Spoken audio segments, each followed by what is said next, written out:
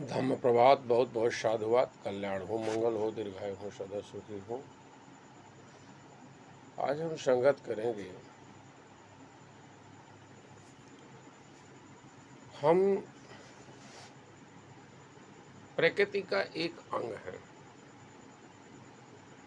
और जब प्रकृति का एक अंग है तो इस सिस्टम में जो इकोसिस्टम है, इस इकोसिस्टम का हम एक भाग हैं, तो शेष भाग तो और होंगे। तो उस शेष भाग की सुरक्षा करना हमारी कैसी जिम्मेदारी बनती है। जैसे प्रदूषण बहुत तेजी से फैल रहा है, हम ये कह रहे हैं कि आप प्रदूषण को कम मत करो, आप प्रदूषण को खत्म मत करो, सिर्फ इतना करो कि आप प्रदूषण मत फैलाओ। आप फैलाओ मत, बस। तो आज जो प्रकृति है, वर्तमान में बारिश का मौसम चल रहा है, क्योंकि प्रत्येक व्यक्ति को ऑक्सीजन लेना है, प्रत्येक जीवधारी ऑक्सीजन लेता है।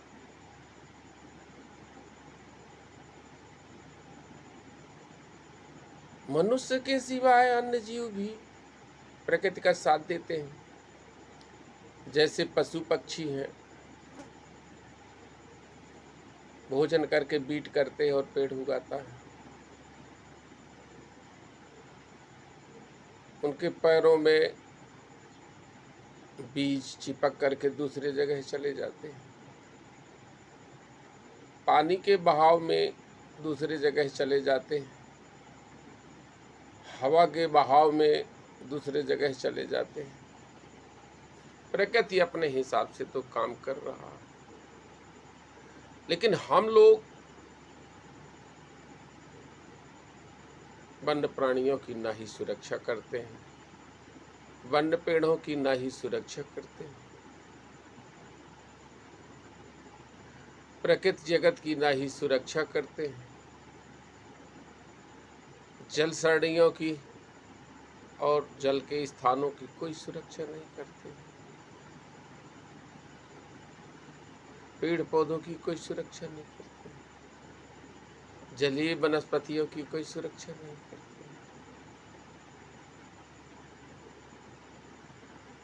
जिसका परिणाम ये हुआ कि आज बड़े बड़े महानगरों में बड़ी भयावह स्थिति फैल गई है।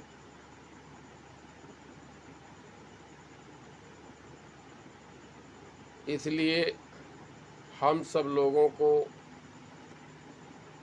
मात्र फोटो खिंचवाने के लिए, जैसे बहुत सारे नेता आते हैं, गाय दिखी नहीं, गाय को रोकते हैं, टीका लगाते हैं, माला पहनाते हैं, रोटी खिलाते हैं, फोटो खिंचाते हैं और चले जाते हैं। बहुत सारे सामाजिक कार्यकर्ता आते हैं, गाय मिली, गाड़ी खड़ी किए, माला पहनाए, टीका लगाए, रोटी खिलाए, फोटो खिंचाए, चले गए। आपको ऐसे नहीं कर रहा है कि पेड़ लिए, फोटो खिंचाए, चले गए। अगर कोई कार्य फॉर्मली करते हैं तो रिजल्ट फॉर्मली ही देगा। जिस कार्य को आप रियली करते हैं वह रिजल्ट रियली देगा। अब आपको तय करना है कि आप रियली करना चाहते हो या फॉर्मली करना चाहते हो। इसलिए हम आप सबसे विनम्र आग्रह करते हैं, आज चाहे गंगा हो चाहे नर्मदा हो, इन नदियों में भारी मात्रा में अस्थि के साथ अस्थि राख प्रवाह करने का प्रचलन और बहुत बड़ा उद्योग के रूप में विकसित हो गया है। जबकि नदी में इतना प्रदूषण फैल रहा है, लेकिन कोई इस पर कुछ करने वाला नहीं है, क्योंकि सरकार में बैठे वाले लोग पाखंड को फैलाने का काम करते हैं। पाखंडियों के यहाँ जाकर चरण वंदना करते हैं। यह देश बुद्ध का देश है। इसी पाखंडियों के चमत्कार का, पाखंडियों के कारोबार का, ढोंगी पाखंडी की चमत्कार, कारोबार और मोटिवेशनल का कार्य तेजी से जारी है। सेलिब्रिटी है, वो चरण वंदना करते हैं। राजनेता भी चरण वंदना करते हैं। संविधान के अनुच्छेद 51 में चमत्कार पाखंड को पूरी तरह से वर्जित किया गया है और यहाँ पर पीएम, सीएम, डीएम, मंत्री, विधायक, सांसद सारे लोग ढोंगी और पाखंडियों की चौखट पर चढ़ा वंदना करते हैं। विभिन्न मदों से, विभिन्न उससे पैसा देते हैं, पैसा दिलवाते हैं। बड़े बड़े कारोबारियों से टेबल के नीचे से पैसा दिलवाने का काम करते हैं। लोगों को डिसमोटिवेशनल किया जा रहा है। 7वीं सदी के बाद से जो अंधकार लीला शुरू हुई, भय भ्रम भ्रांति भावना भाग्य भरोसा भक्ति भगवान स्वर्ग नरक पाप पुण्यात्मा परमात्मा वरदान श्राप का जो कारोबार शुरू हुआ, वह निरंतर जारी है। अब हम उनसे कहना चाहते हैं, जो लोग चाहते हैं ज्ञान और विज्ञान हो, जो लोग चाहते हैं शील हो, सदाचार हो, जो लोग चाहते हैं पाखंड अन्याय अत्याचार न हो, वो लोग तो कम से कम संवाद स्थापित करें। वो लोग तो संवाद स्थापित करें, वो लोग तो संगत करें आपस में। उनको समय ही नहीं। आज सोशल मीडिया में इतना जितना फेक न्यूज़ चलाया जा रहा है, इतना बड़ा पाखंड का कारोबार फैलाया जा रहा है। काल्पनिक फर्जी राम, काल्पनिक कपोल, कल्पित कृष्ण तथा तमाम तरह के काल्पनिक कपोल कल्पित भगवानों की बड़ा बड़ा व्याख्यान किया जाता है, बड़ा बड़ा महिमा मंडन किया जाता है। काल्पनिक रामायण का 335 भाषाओं में ट्रांसलेशन किया जाता है। काल्पनिक महाभारत का कई भाषाओं में ट्रांसलेशन किया जाता है। बार बार बताया जाता है 50 करोड़ साल का जो है सतयुग रहा, फलाना रहा, ठिकाना रहा, क्या क्या बताया जाता है। जबकि आप देख रहे हैं 70 के दशक लोगों को खाना नहीं पूछता था।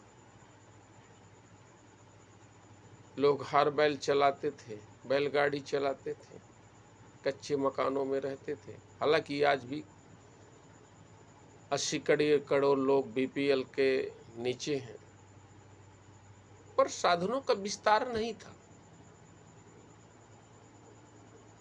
सूचना टेक्नोलॉजी और साइंस का जो कृषि तथा अन्य क्षेत्रों में विस्तार हुआ, वह तेजी से इन सदी में हुआ, इन दशकों में हुआ।